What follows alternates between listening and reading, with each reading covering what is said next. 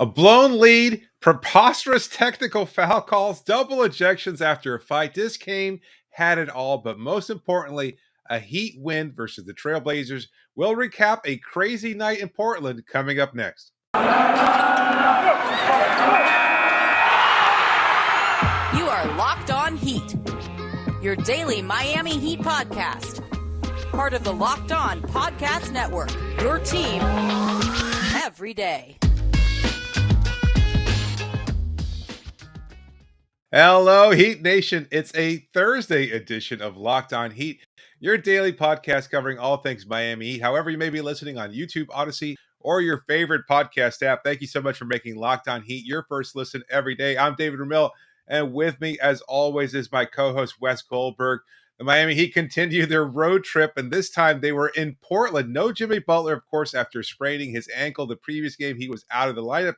He may be available for the team when they play on Saturday night against the Phoenix Suns. But for now, they were welcoming back Duncan Robinson and Max Strus, who was actually starting in place of Jimmy Butler, I guess, technically. Caleb Martin was also in the starting lineup as well. So it was an odd mix there, but things were going well for Miami with Strus in the lineup. He started off kind of lighting it up as he always does from beyond the perimeter, had a great night shooting. And then Miami was actually able to build a 19-point lead. And then the wheels started to fall off inexplicably after having picked up a technical foul call for, Kyle Lowry, arguing a call, as he always does during a game. He picked up another technical foul for what seemed like the most innocuous tossing of the ball towards a referee that I've ever seen. He tosses it at a rookie referee who took umbrage at the way Lowry tossed the ball towards him in a stoppage of play. He was ejected from the game after picking up his second foul. And then the wheels just continued to fall off for Miami. Things got out of hand for the Heat.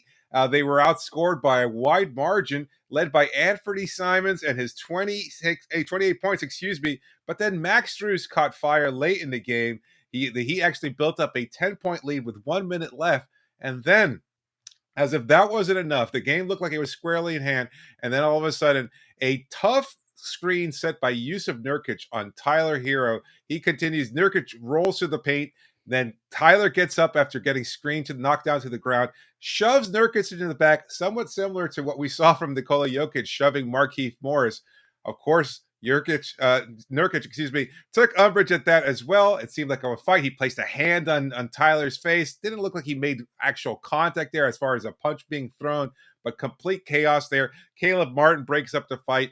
Both Nurkic and Herro were eventually ejected, but the point of the matter is the Heat were able to hold on to a nice win, 115-109 over the Portland Trailblazers. Wes, complete chaos.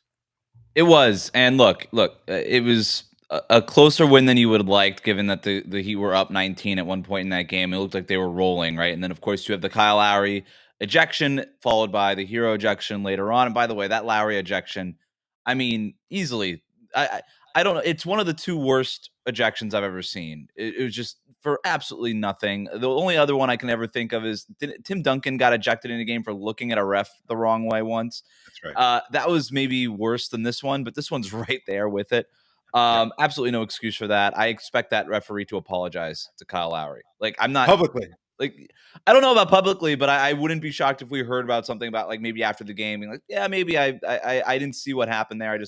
I kind of felt the ball hit my side, and I just you always complain, and I just assumed you were throwing it at me. But as far as Tyler Herro is concerned, look, you get the win, you take a win, right? As again, you were up 19. It was closer than you would have liked, but you take the win, and considering that you just lost 2 games in a row going into Portland. But this game, after Kyle Lowry was ejected at the end of that third quarter there, the Heat were leading by 14 at that point. Portland was able to tie the game early on in that fourth quarter. This game was begging for Tyler Herro to take it over. And Tyler Herro is in the middle of a shooting slump. And I've got some numbers here that I want to get into. But if you want to be in the conversation with Luka Doncic and Trae Young, this is the time to play that way. If you want to be considered an all-star, this is the time to play that way. Instead, Tyler Herro has his 4th bad game in a row. He has 16 points on 5 for 23 shooting, 2 for 9 from 3-point range. There were some stuff that I liked in his game, tonight, Sure. David. But overall, just another poor shooting performance. And I thought the shot selection was better than it was in Golden State. But still, the shots got to go in at some point. And you look in these last 4 games, he is 14 for 56 right now in the last 4 games. 14 for 56. That's including 23 shot attempts tonight, of which he only made 5. He is shooting 25% from the field in the last 4 games. You want to be considered with Luka and Trae. That's not the way to do it.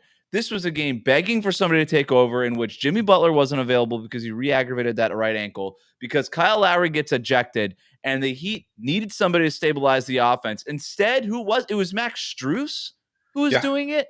You were getting outscored in a game by Max Strus. You got outscored on the other side by Norman Powell and Anthony Simons, who scored more points than you in the third quarter in 20 than you did in the last in the entire game.